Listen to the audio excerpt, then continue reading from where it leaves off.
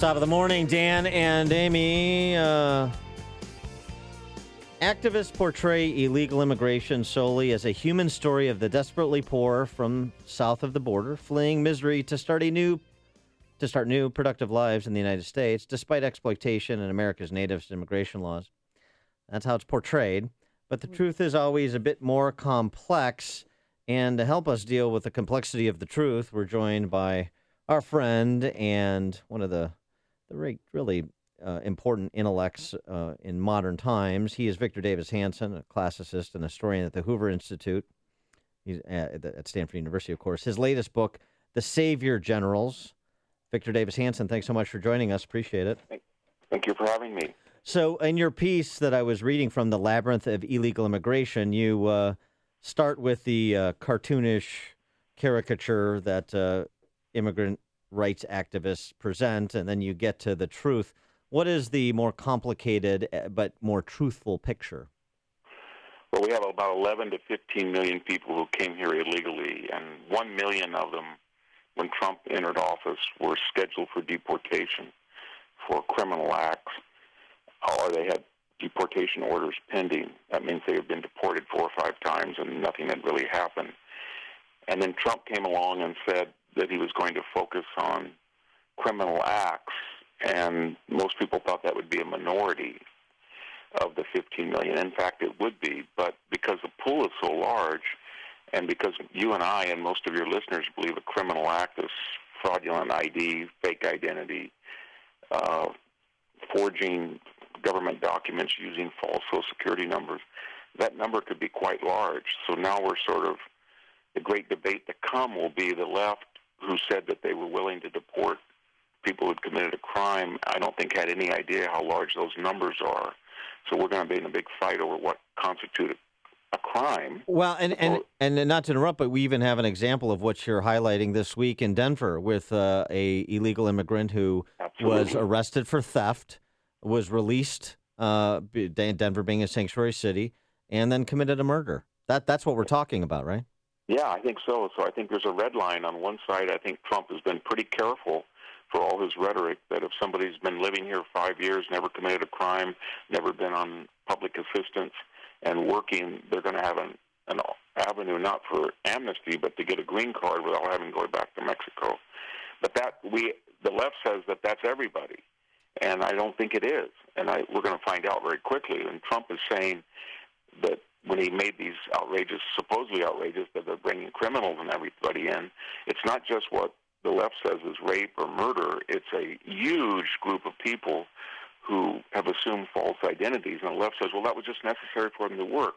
But that's the beginning, not the end of it, because once you have a fake identity, you sort of defraud all government agencies, the DMV, everybody. And that's not permissible in a society that depends on transparency. So I think that's where we are now, and I think Trump, if he's wise, will win this debate, and we may have 11 or 15 million have to deport 40%, and that'll create, I think, some deterrence. Where I live at ground zero of illegal immigration, I've already seen people who have businesses that are sort of illegal on the side of the road take down their Mexican flags and put American flags up, and you can already see what's happening. Well, you don't have these big rallies anymore with Mexican flags like we had just last summer. True, and then they're also building safe houses for people. I know here in Chicago, a lot of CPS kids aren't going to school because they're fearful that their parents are going to be taken away while they're at school and that they'll never see them again. But these are people who didn't commit crimes. These are people, but some argue that coming here illegally is a crime. But what do you think should happen to those? I don't think that's the problem, though, you see, because I don't think that the Republican Party or Trump, and I don't think people think that, are going to deport people with years of residence, no criminal activity, no record of public support, and gainfully employed. I think the worry is that the people that you're referring to, which are not the majority, but people who know people in their family that customarily use false identifications. And this is what I mean. Just 2 days ago, I went into the store, and the woman ahead of me had 4 electronic banking transfer cards, sort of our version of food stamps, all in different identities. And she kept using one until one worked.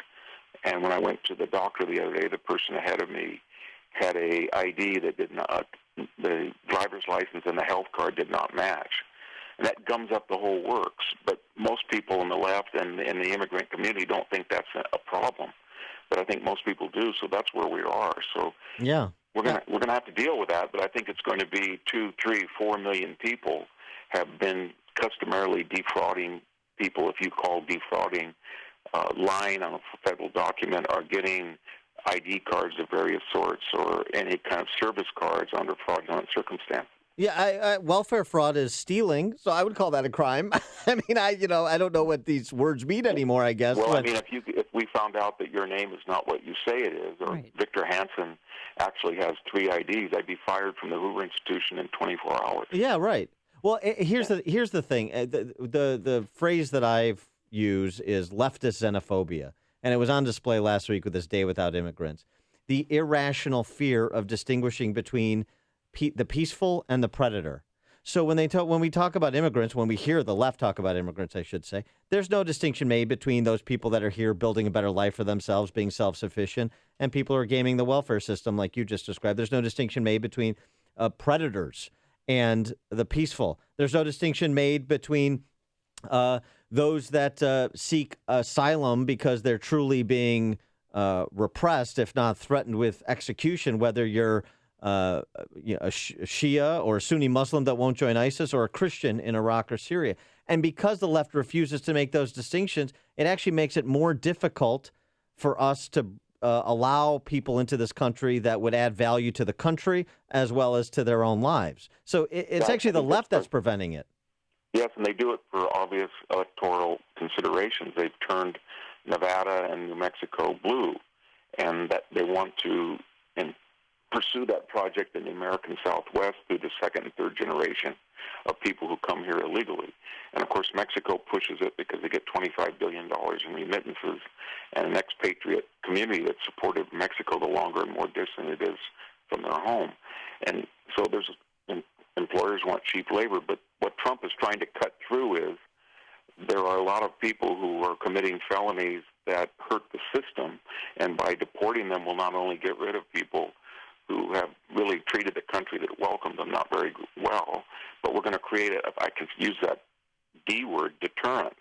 And then people who are here wouldn't consider doing that because for the first time there's consequences to it. And I'm just suggesting to your audience that here, where 90% of the people I see are from Mexico, whether we like it or not, off the radar, you can already see that deterrent effect happening. People are not waving Mexican flags. They're not, and the left would say that's a climate of fear, maybe. But most people are thinking, I don't want to commit a felony. I don't want to have a false ID because I could be deported. And for all my chauvinism, I really do not want to go back to Mexico. I say that I love Mexico, but I'll do anything in the world to go back to that awful place.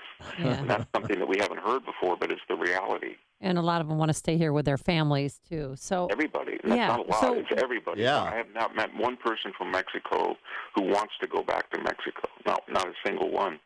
Partly because another thing that's not discussed is this generation of immigrants are mostly indigenous people from Oaxaca. And some of them don't speak Spanish. They speak Indian dialects, and they feel that they were victims of racism emanating from Mexico City.